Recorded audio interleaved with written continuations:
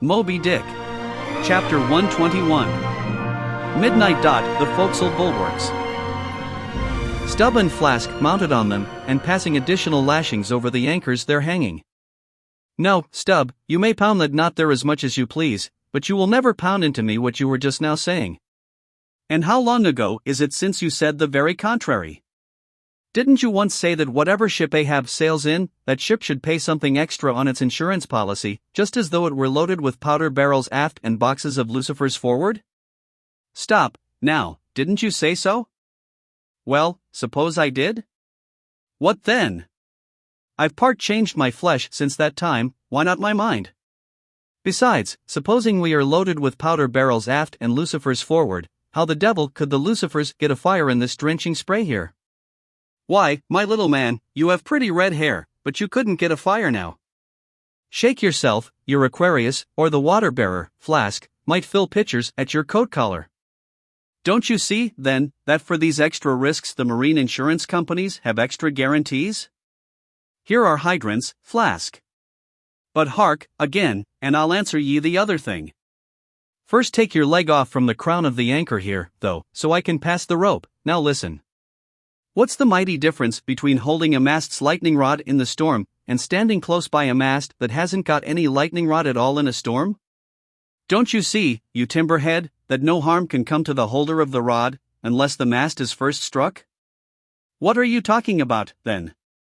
Not one ship in 100 carries rods, and Ahab, man, and all of us, were in no more danger then, in my poor opinion, than all the crews in 10,000 ships now sailing the seas. Why, you kingpost, I suppose you would have every man in the world go about with a small lightning rod running up the corner of his hat, like a militia officer's skewered feather, and trailing behind like his sash. Why don't ye be sensible, Flask? It's easy to be sensible, why don't ye, then? Any man with half an eye can be sensible. I don't know that, Stubb. You sometimes find it rather hard. Yes, when a fellow's soaked through, it's hard to be sensible, that's a fact. And I am about drenched with this spray. Never mind, catch the turn there, and pass it. Seems to me we are lashing down these anchors now, as if they were never going to be used again. Tying these two anchors here, Flask, seems like tying a man's hands behind him. And what big generous hands they are, to be sure. These are your iron fists, hey? What a hold they have, too. I wonder, Flask, whether the world is anchored anywhere. If she is, she swings with an uncommon long cable, though. There, hammer that knot down, and we've done. So, next to touching land, lighting on deck is the most satisfactory. I say, just wring out my jacket skirts, will ye? Thank ye. They laugh at long togs so, Flask, but seems to me, a long-tailed coat ought always to be worn in all storms afloat. The tails tapering down that way, serve to carry off the water, D.C. Same with cocked hats, the cocks form gable and eave troughs, Flask. No more monkey jackets and tarpaulins for me, I must mount a swallowtail, and drive down a beaver, so. Hullo! Phew! There goes my tarpaulin overboard, Lord, that the winds that come from heaven should be so unmannerly. This is a nasty night, lad. Chapter 122. Midnight. Aloft. Thunder and lightning. The main topsail yard. Tashtego passing new lashings around it. Stop that thunder. Plenty too much thunder up here. What's the use of thunder? We don't want thunder, we want rum, give us a glass of rum. Chapter 123. The Musket. During the most violent shocks of the typhoon, the man at the Pequod's jawbone tiller had several times been reelingly hurled to the deck by its spasmodic motions, even though preventer tackles had been attached to it, for they were slack, because some play to the tiller was indispensable. In a severe gale like this, while the ship is but a tossed shuttlecock to the blast, it is by no means uncommon to see the needles in the compasses, at intervals, go round and round. It was thus with the Pequods. At almost every shock the helmsman had not failed to notice the whirling velocity with which they revolved upon the cards. It is a sight that hardly anyone can behold without some sort of unwanted emotion.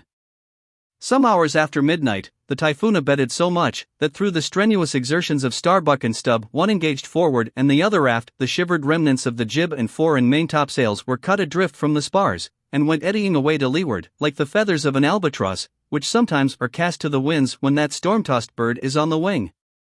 The 3 corresponding new sails were now bent and reefed, and a storm trysail was set further aft, so that the ship soon went through the water with some precision again, and the course, for the present, east-southeast, which he was to steer, if practicable, was once more given to the helmsman.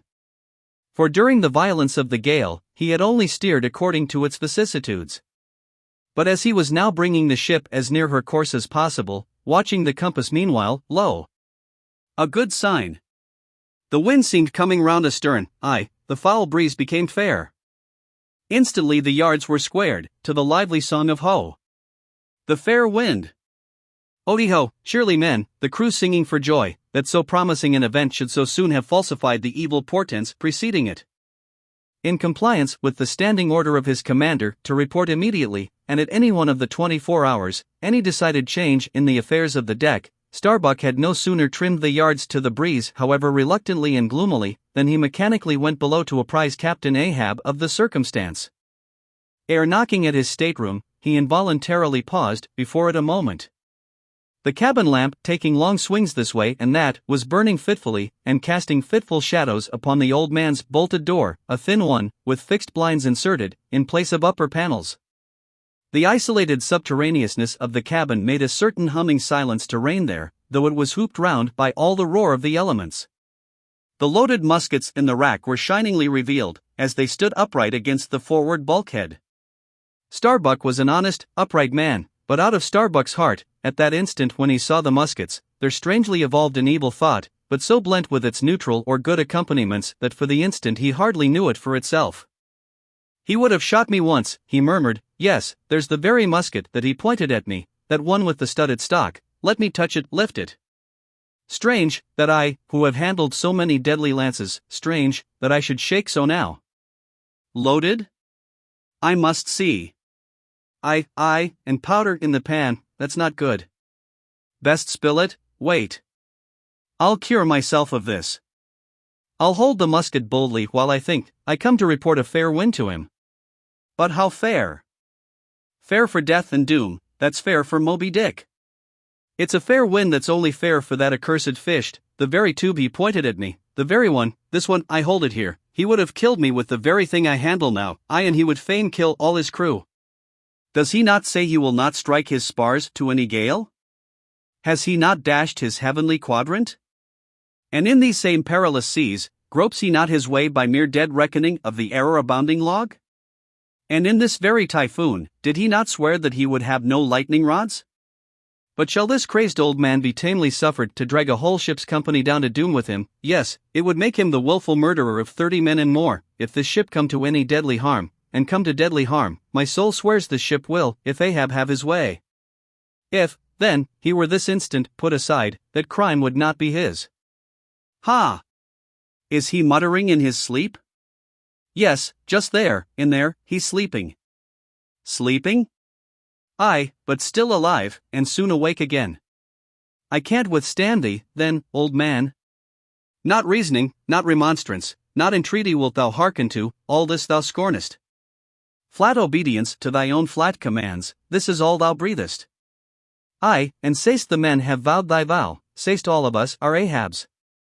Great God forbid, but is there no other way? No lawful way, make him a prisoner to be taken home? What? Hope to wrest this old man's living power from his own living hands? Only a fool would try it. Say he were pinioned even, knotted all over with ropes and hawsers, chained down to ring bolts on this cabin floor, he would be more hideous than a caged tiger, then. I could not endure the sight, could not possibly fly his howlings. All comfort, sleep itself, inestimable reason would leave me on the long intolerable voyage. What, then, remains? The land is hundreds of leagues away, and locked Japan the nearest. I stand alone here upon an open sea, with 2 oceans and a whole continent between me and law.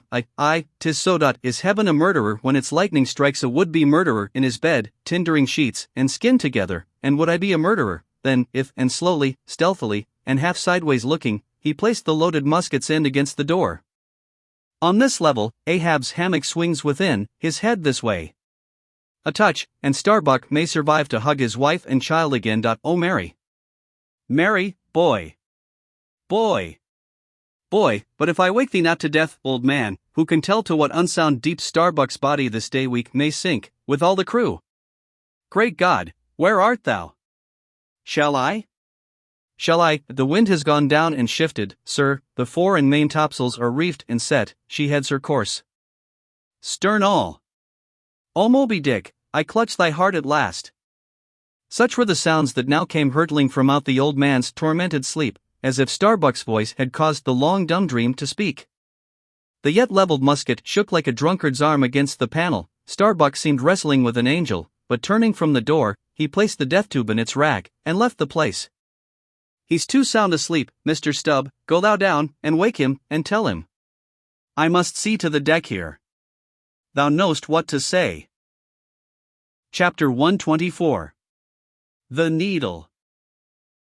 Next morning the not yet subsided sea rolled in long slow billows of mighty bulk, and striving in the Pequod's gurgling track, pushed her on like giants' palms outspread. The strong, unstaggering breeze abounded so, that sky and air seemed vast outbellying sails, the whole world boomed before the wind. Muffled in the full morning light, the invisible sun was only known by the spread intensity of his place, where his bayonet rays moved on in stacks. Emblazonings, as of crowned Babylonian kings and queens, reigned over everything. The sea was as a crucible of molten gold, that bubblingly leaps with light and heat. Long maintaining an enchanted silence, Ahab stood apart, and every time the teetering ship loweringly pitched down her bowsprit, he turned to eye the bright sun's rays produced ahead, and when she profoundly settled by the stern, he turned behind, and saw the sun's rearward place, and how the same yellow rays were blending with his undeviating wake. Ha, ha, my ship! Thou mightest well be taken now for the sea chariot of the sun. Ho, ho! All ye nations before my prow, I bring the sun to ye. Yoke on the further billows, hullo! A tandem, I drive the sea. But suddenly reined back by some counter-thought, he hurried towards the helm, huskily demanding how the ship was heading. East so east, sir, said the frightened steersman. Thou least, smiting him with his clenched fist. Heading east at this hour in the morning, and the sun astern? Upon this every soul was confounded, for the phenomenon just then observed by Ahab had unaccountably escaped everyone else, but its very blinding palpableness must have been the cause. Thrusting his head halfway into the binnacle, Ahab caught one glimpse of the compasses, his uplifted arm slowly fell, for a moment he almost seemed to stagger. Standing behind him Starbuck looked, and lo! The two compasses pointed east, and the Pequod was as infallibly going west. But ere the first wild alarm could get out abroad among the crew, the old man with a rigid laugh exclaimed, I have it. It has happened before. Mr. Starbuck, last night's thunder turned our compasses, that's all. Thou hast before now heard of such a thing, I take it. Aye, but never before has it happened to me, sir, said the pale mate, gloomily. Here, it must needs be said, that accidents like this have in more than one case occurred to ships in violent storms. The magnetic energy, as developed in the mariner's needle, is, as all know, essentially one with the electricity beheld in heaven, hence it is not to be much marveled at, that such things should be. Instances where the lightning has actually struck the vessel, so as to smite down some of the spars and rigging, the effect upon the needle has at times been still more fatal, all its lodestone virtue being annihilated, so that the before magnetic steel was of no more use than an old wife's knitting needle. But in either case, the needle never again, of itself, recovers the original virtue thus marred or lost, and if the binnacle compasses be affected, the same fate reaches all the others that may be in the ship, even were the lowermost one inserted into the kelson. Deliberately standing before the binnacle, and eyeing the transpointed compasses, the old man, with the sharp of his extended hand, now took the precise bearing of the sun, and satisfied that the needles were exactly inverted, shouted out his orders for the ship's course to be changed accordingly. The yards were hard up, and once more the Pequod thrust her undaunted bows into the opposing wind, for the supposed fair one had only been juggling her. Meanwhile, whatever were his own secret thoughts, Starbuck said nothing, but quietly he issued all requisite orders, while Stubb and Flask, who in some small degree seemed then to be sharing his feelings, likewise unmurmuringly acquiesced. As for the men, though some of them lowly rumbled, their fear of Ahab was greater than their fear of fate. But as ever before, the pagan harpooneers remained almost wholly unimpressed, or if impressed, it was only with a certain magnetism shot into their congenial hearts from inflexible Ahab's. For a space the old man walked the deck in rolling reveries. But chancing to slip with his ivory heel, he saw the crushed copper sight tubes of the quadrant he had the day before dashed to the deck. A poor, proud heaven-gazer and sun's pilot. Yesterday I wrecked thee, and today the compasses would fain have wrecked me. So. But Ahab is lord over the level lodestone yet. Mr. Starbuck a lance without a pole, a topmaul, and the smallest of the sailmaker's needles. Quick! Accessory, perhaps, to the impulse dictating the thing he was now about to do, were certain prudential motives, whose object might have been to revive the spirits of his crew by a stroke of his subtle skill, in a matter so wondrous as that of the inverted compasses. Besides, the old man well knew that to steer by transpointed needles, though clumsily practicable, was not a thing to be passed over by superstitious sailors, without some shudderings and evil portents. Men, said he, steadily turning upon the crew, as the mate handed him the things he had demanded, my men, the thunder turned old Ahab's needles, but out of this bit of steel Ahab can make one of his own, that will point as true as any. Abashed glances of servile wonder were exchanged by the sailors, as this was said, and with fascinated eyes they awaited whatever magic might follow. But Starbuck looked away. With a blow from the topmaul Ahab knocked off the steel head of the lance, and then handing to the mate the long iron rod remaining, bade him hold it upright, without its touching the deck.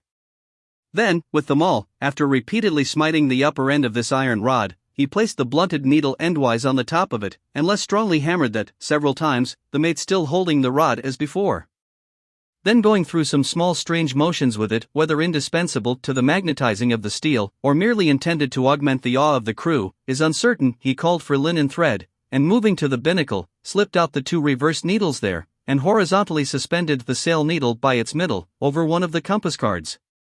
At first, the steel went round and round, quivering and vibrating at either end, but at last it settled to its place, when Ahab, who had been intently watching for this result, stepped frankly back from the binnacle, and pointing his stretched arm towards it, exclaimed, "Look ye, for yourselves, if Ahab be not lord of the level lodestone.